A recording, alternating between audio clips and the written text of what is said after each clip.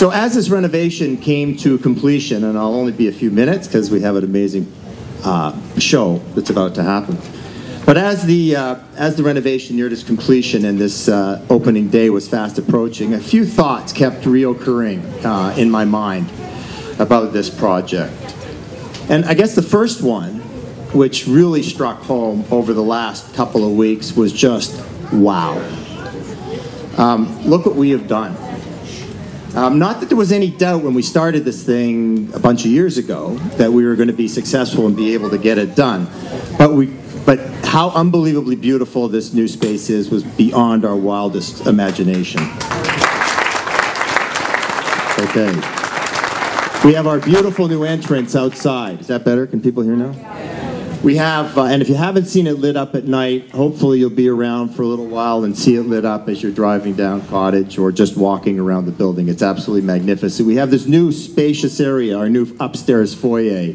We haven't even thought about how we're going to be able to utilize this. I think the rabbi wanted to put in a Starbucks up here, which I thought was a great idea. We ordained the building with Jerusalem stone. I mean, it was tremendous work, but we have it on the outside of the building. We have it on the inside of the building. And you're about to see it in our fabulous new chapel.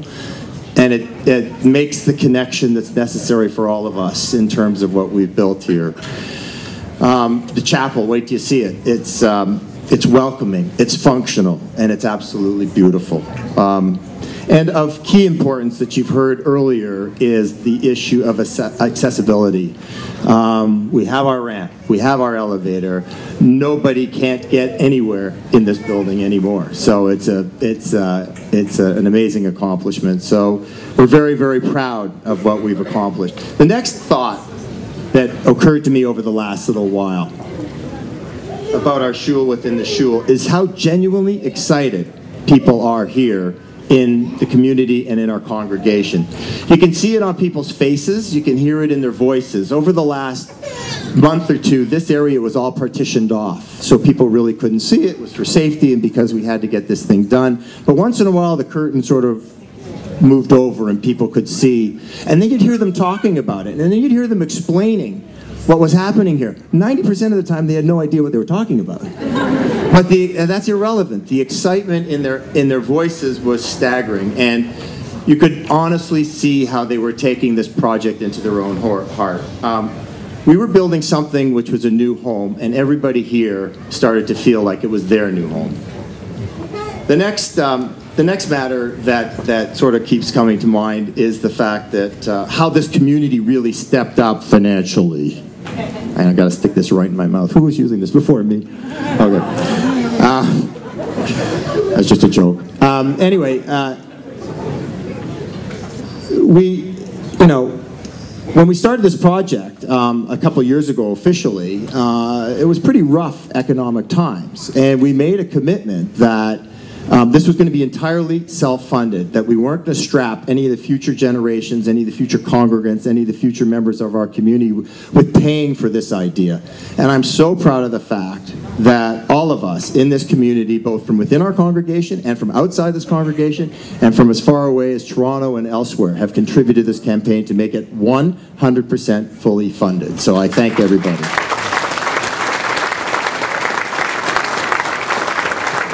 And lastly, there's a couple of, there's really one predominant thought that keeps coming to mind regarding this campaign. And it really was the raison d'etre that we were able to do this shul within the shul. And the reason that we were able to accomplish this was because it was the right thing at the right time. It was meant to be. It was, as they say, b'sheret. But the decision to make the Beth Jacob remain healthy and a vibrant contributor to the Hamilton Jewish community, in my view, happened a long time ago. We've heard about some of the history, and I'm not going to go bore you with it, but I mean, I think it's important because in the 1880s, when on Hunter Street, the shul was the Beth Jacob's original place of worship. And I think that's when the initial decision that this congregation was going to continue to thrive and continue to flourish started. The decision also happened in the 1950s when our fathers and grandfathers, and in Wendy and my case, it was actually our father and grandfathers, decided to buy this little piece of property on Dundurn Street and actually build the premises that we're standing in today. The decision also happened throughout the whole 60 years when our leaders and our congregants built up the Shul during times of growth, but more importantly, they continued to build the Shul during its difficult days when it could have faltered. The decision happened during the last number of years, particularly when our past presidents and our board of directors reviewed alternate solutions and options to reinvigorate during a diminishing population, the hope and vision to make the Beth Jacob community once again a vibrant contributor. In fact, one of our members, Rafi Kleinman, for years before even Wendy and I took office, had this vision of turning this upper social hall into a new chapel. And perhaps that was the genesis of the success we are celebrating today. I can tell you for sure that this decision was made when Wendy and I stepped up over 5 years ago and tried to implement a plan to help stimulate the renewed interest in our community. And it also happened as congregants became involved when Wendy and I were involved, as they got involved on the board and committees, and most importantly, when our new two co-presidents decided to take over and let Wendy and I move on. And our assurance was certainly guaranteed and sealed, and probably most importantly, when a bright young rabbi, fresh out of rabbinical school, decided to take a chance on a small but growing community somewhere north of the U.S. border and settle down with his family to build their life and help reestablish ours here at the Beth Jacob. So for as much as we think and we want to congratulate ourselves and celebrate this amazing accomplishment, which we want to do, I know there was a greater work at force here to make sure that this was the right thing and that this thing got accomplished.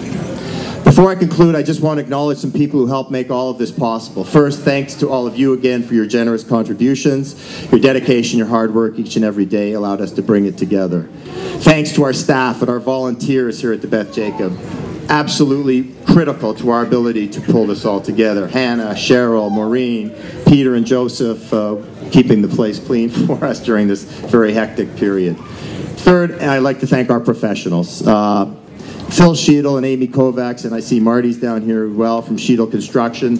Leslie Frederick, I think, is here somewhere. I saw her from Frederick Design. We have Les Klein from Quadrangle, who gave us that aha moment when he said, let's do this shul within a shul at 11:45 one night. And Trish Monjean of Monjean Consulting. And thanks to our boards and the executive, and of course thanks to my co-president Wendy, without whom none of this would have happened. And lastly, I just want to thank a couple of Richters. Lauren, who I promised I wouldn't embarrass again publicly, but I will. Without your contribution, wherever you are, Lauren, you're back there. Without your contribution, none of this would have ever taken place, and we appreciate it from the bottom of our hearts. And then there's another Richter, Cindy, one of our co-presidents, who is doing an amazing job with Ira in that role, and also just took on the responsibility to do this whole day. And again, this whole day wouldn't have happened without you guys, so thank you very much. Just about done. So, thanks to all of you. Thanks to Marla, my wife, for supporting all this additional time commitment in addition to all the work shtick that she's been exposed to from my other job over the years. And in conclusion, I can honestly say that, and I can probably speak for Wendy and I, that we have loved every moment of the last 5 years. And the opening of this shul within a shul has really just been the icing on the cake. As I've said before, I truly hope that the future generations have as much joy and fulfillment in our new shul within the shul as we have had in bringing it to life. Thank you very much.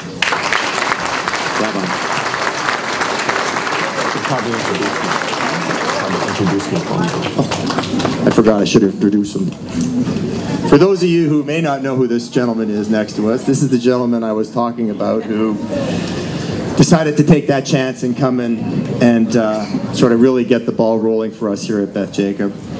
Rabbi Dan Selsberg and his family have been an absolute joy.